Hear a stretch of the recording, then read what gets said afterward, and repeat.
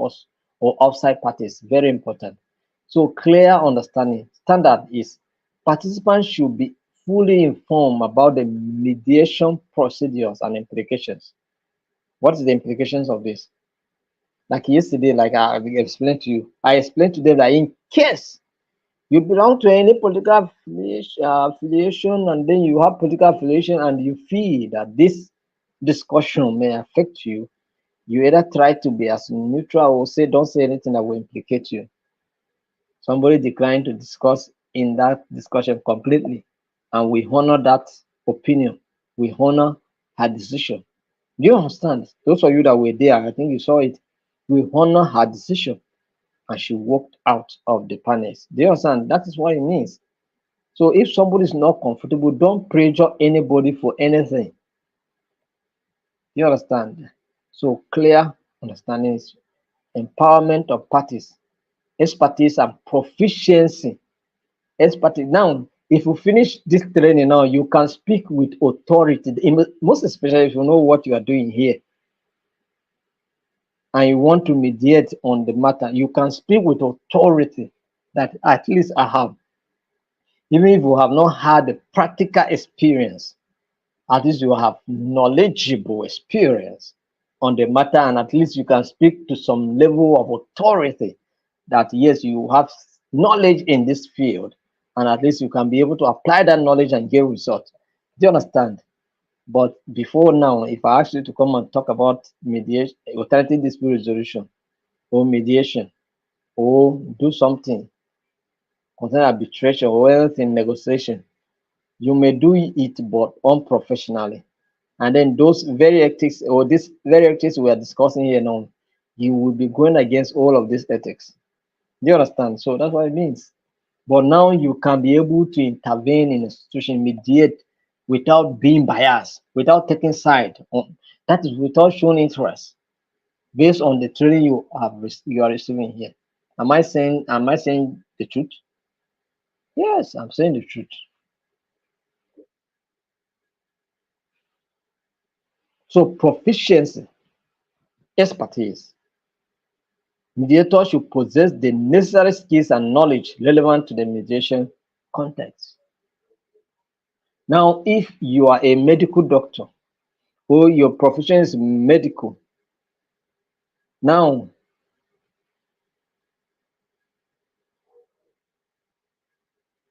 with the knowledge of ADR now, you combine the two and function better in your medical profession.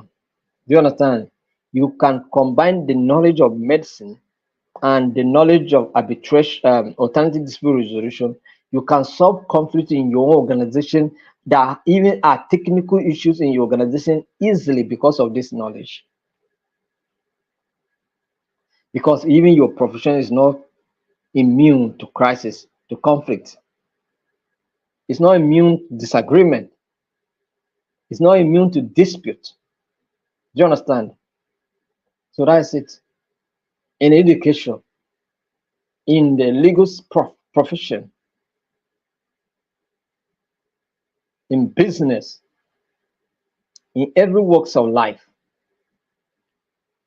conflict exists. In families,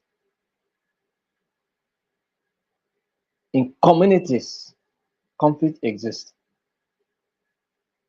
So you can use, there's one professor that used to attend our training. He told me that he is the chairman, this is a committee chairman of peace, that is peace committee chairman in his own community.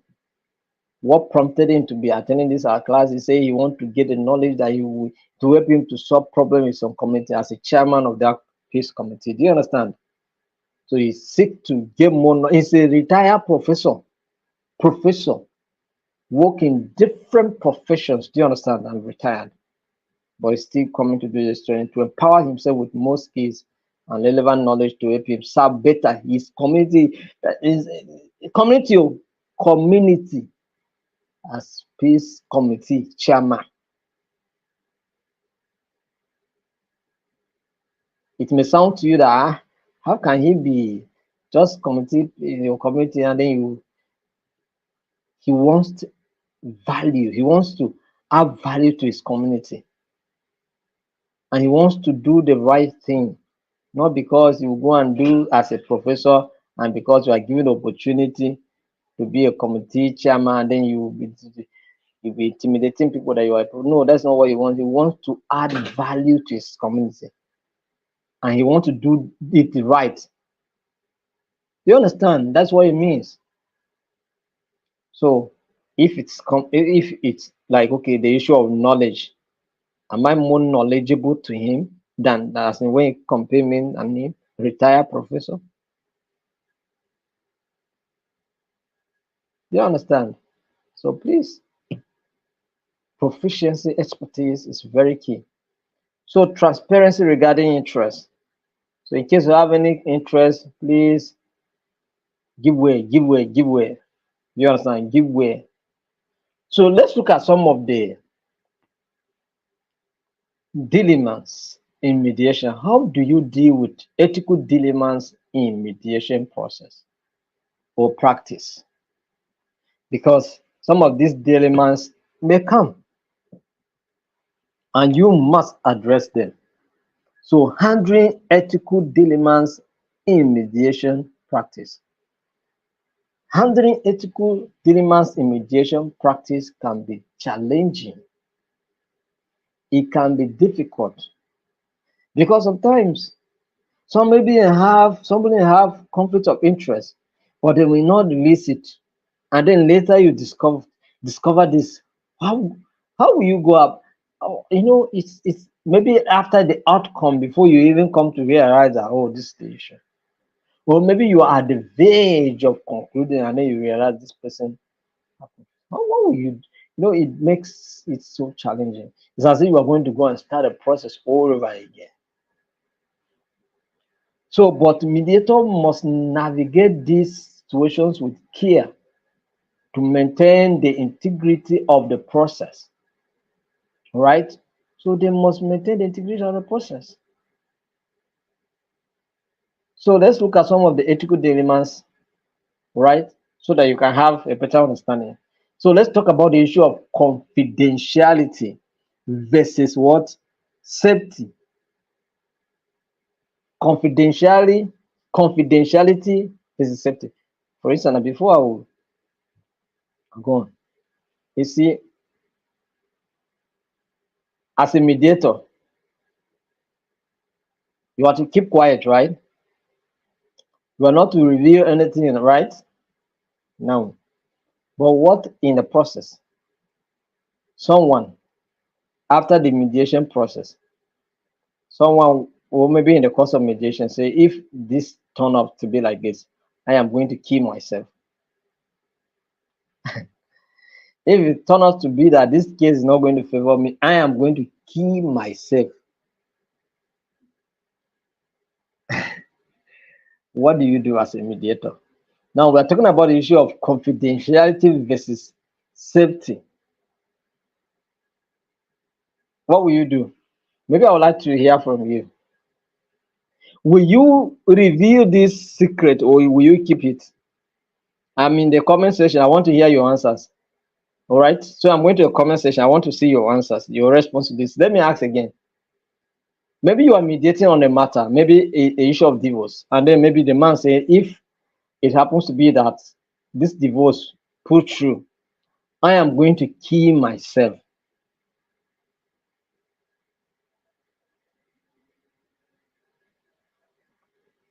So in this kind of situation, what do you do? And maybe by the look of things, the case is not going to favor the person. So now the question is, are you going to keep quiet? Or are you going to reveal this secret this man just told you now that he's going to kill himself? I'm in the comment section. I want to see your comments. I want to see your answers, your response before we proceed. What will you do?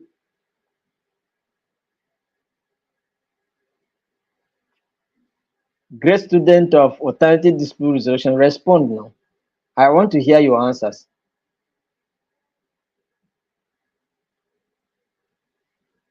What will you do? will you reveal this information to the authorities or to or some kind of organization that may help this person, or you just keep quiet because your role as a mediator is to keep quiet?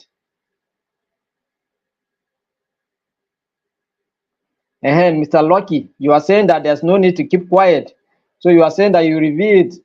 Okay, another person also say you reveal it.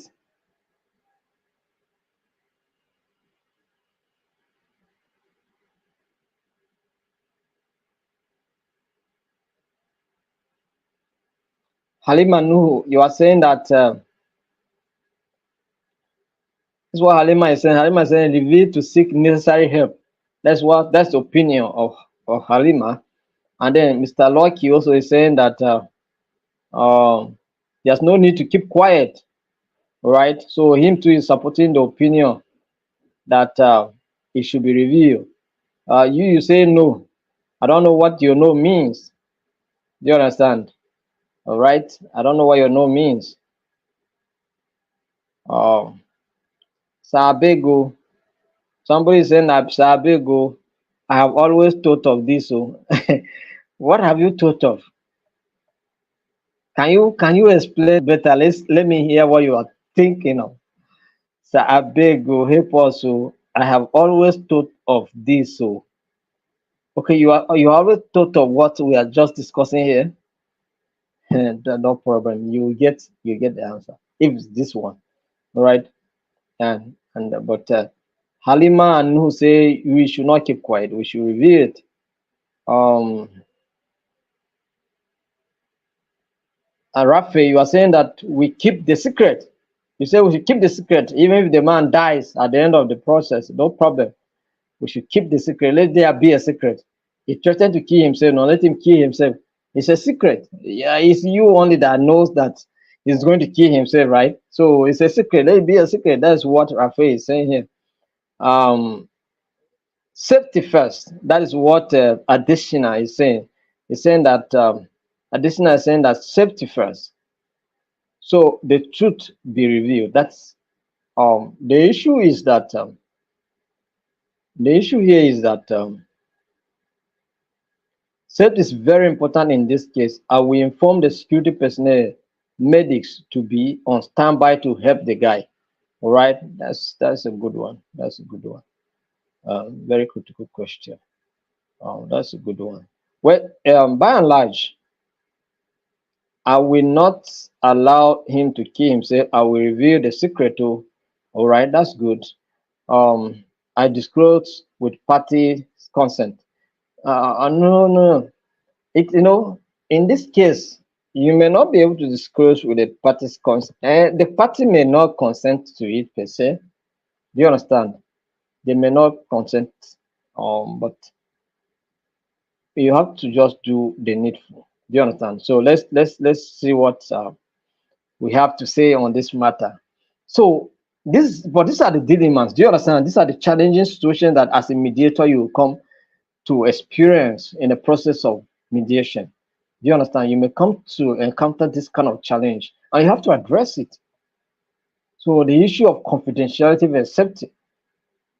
So let's say a mediator learns during a session that one party intends to harm themselves or others, addressing the issue of confidentiality versus the duty to protect. Addressing the issue of what confidentiality versus the duty to protect. That's the issue. So let's look at this example. In a mediation involving a custody dispute, a parent's revealed intention of self-harm, the mediator must weigh the obligation to keep information confidential against the need to ensure safety. All right. Most ethical guidelines, most ethical, I'm not saying many, I'm saying most. So know the difference between many and most.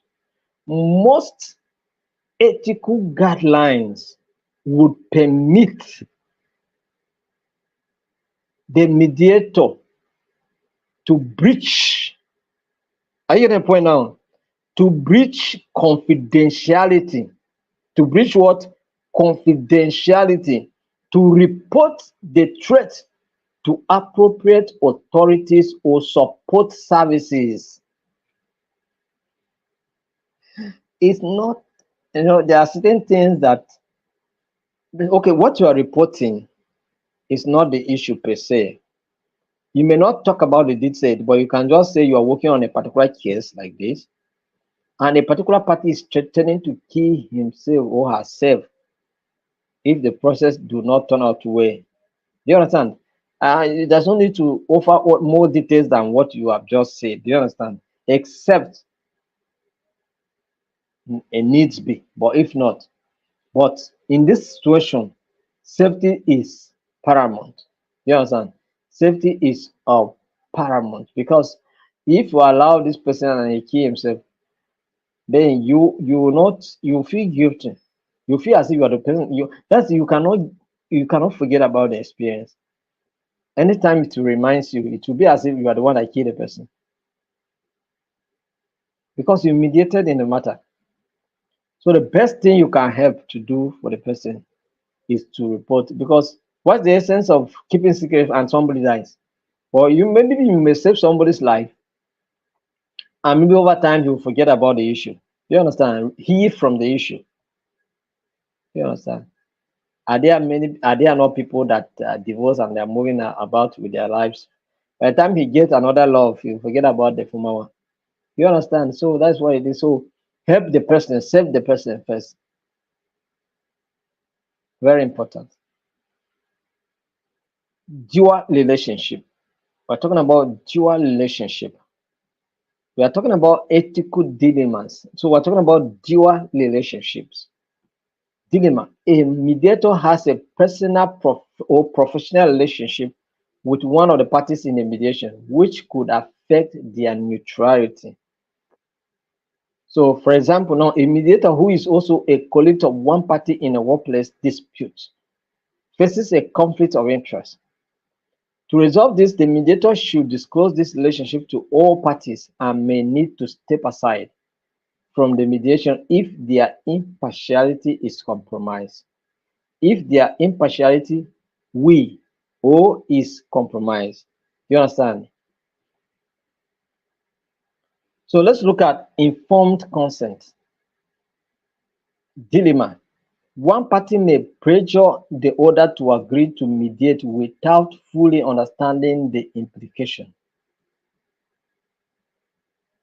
So in a family mediation, one spouse pushes the other to mediate without discussing the process. The mediator should ensure both parties understand their rights and the mediation process, potentially pausing the session to allow for individual consultations or further information. So don't rush into mediating. It's not every matter that is being presented to you that you go ahead and mediate quickly. You understand? So you have to let the parties know what they are about to do and how it will flow and what may likely affect them. Let them know the consequences of the action. Because once you start the process, you will not come and be saying some certain things. So no. So please go ahead and do your consultation. Let's know that you are ready for this. If you're not ready for it, and in case you discover that you're not ready for this, you can decide to find other ways to address it. You understand? Very important. So impartiality and bias. Impartiality and bias. Dilemma. Let's look at the dilemma here.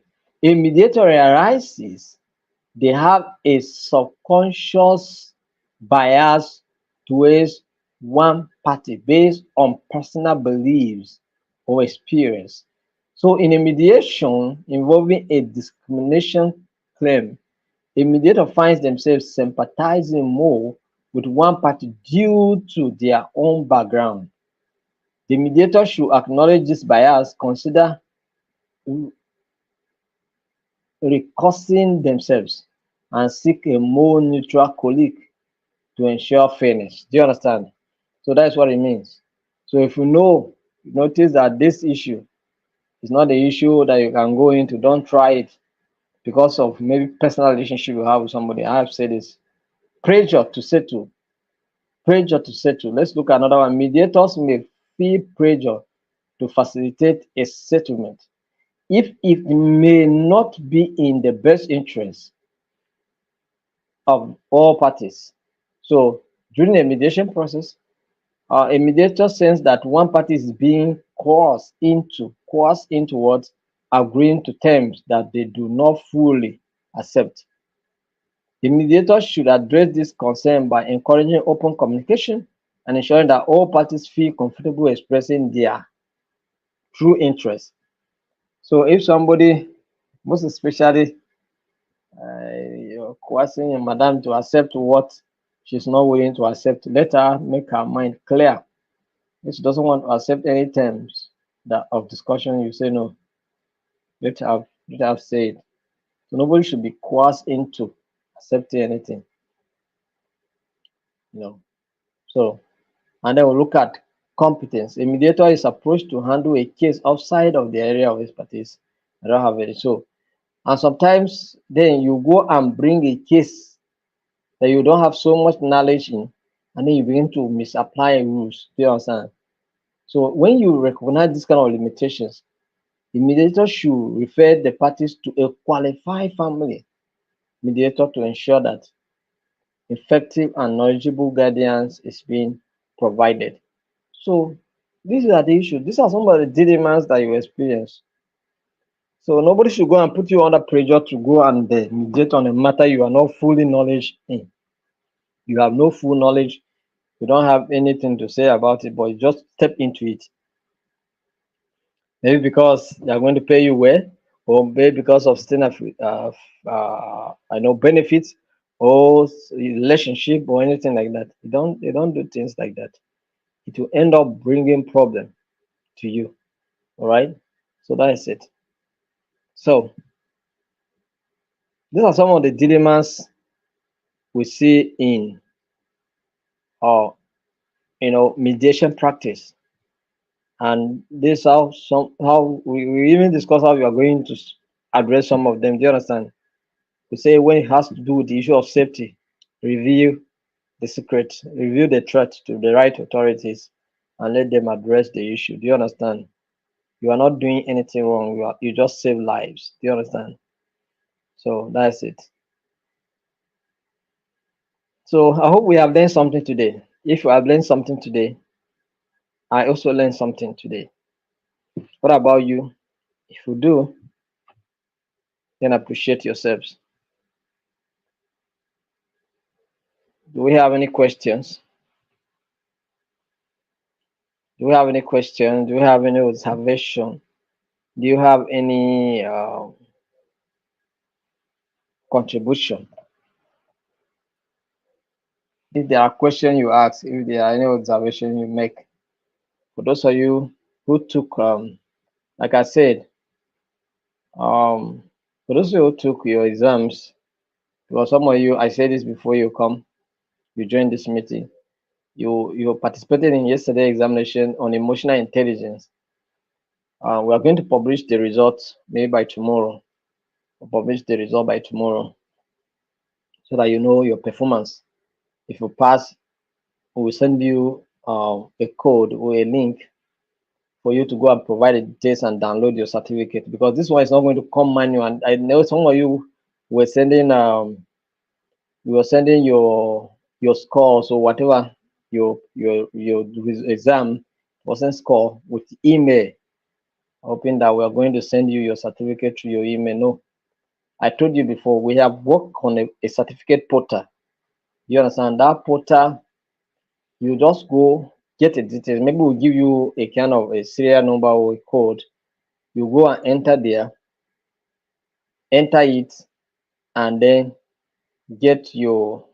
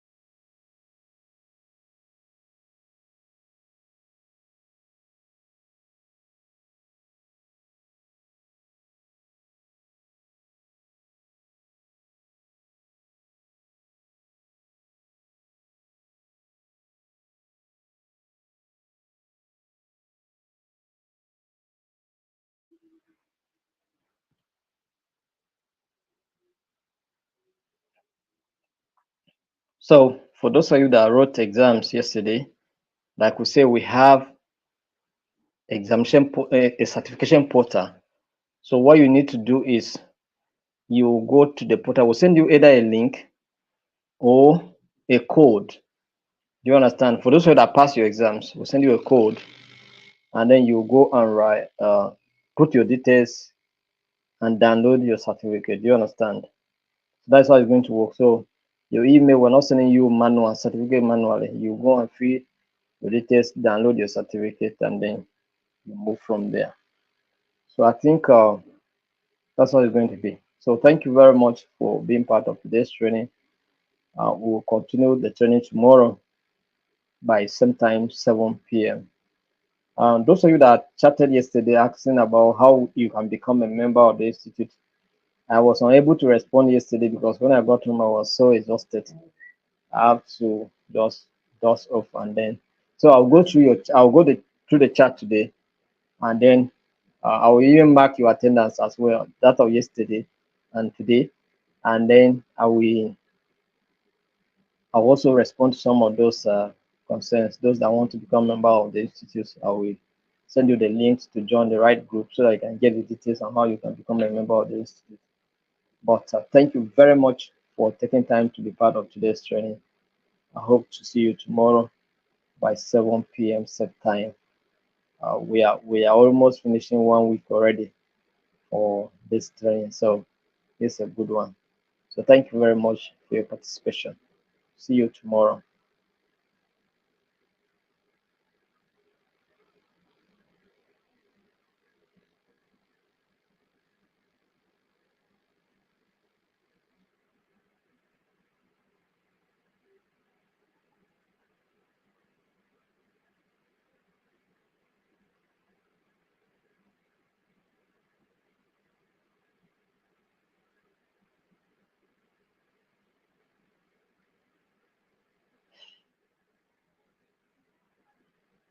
What the Shuratunda say is that you are concurring here.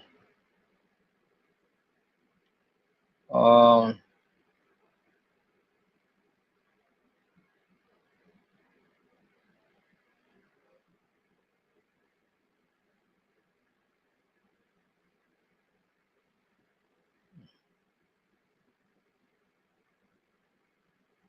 yeah, so that's what it is. So you have to save the life of the person first before any other thing.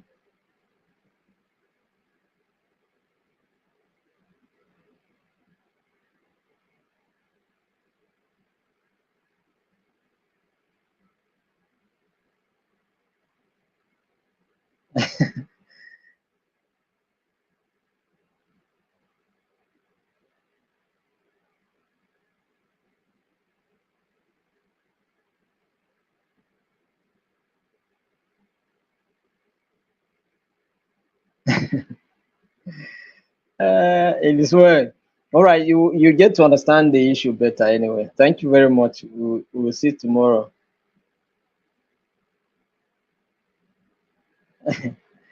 Thank you for your response. Thank you, thank you, thank you. It's so amazing. I appreciate it. Thank you very much. I will see you tomorrow by 7 p.m. Good night.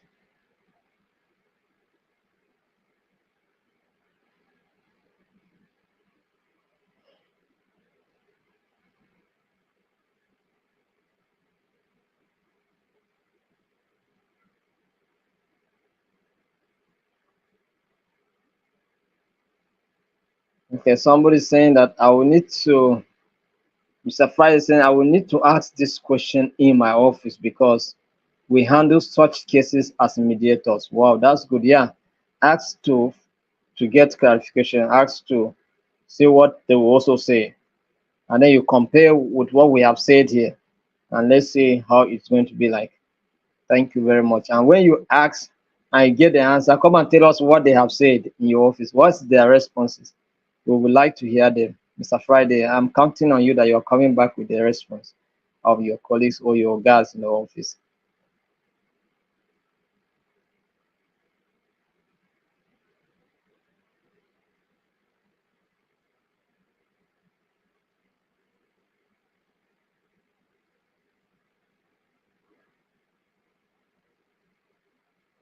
All right, thank you very much. Have a wonderful night rest. Bye.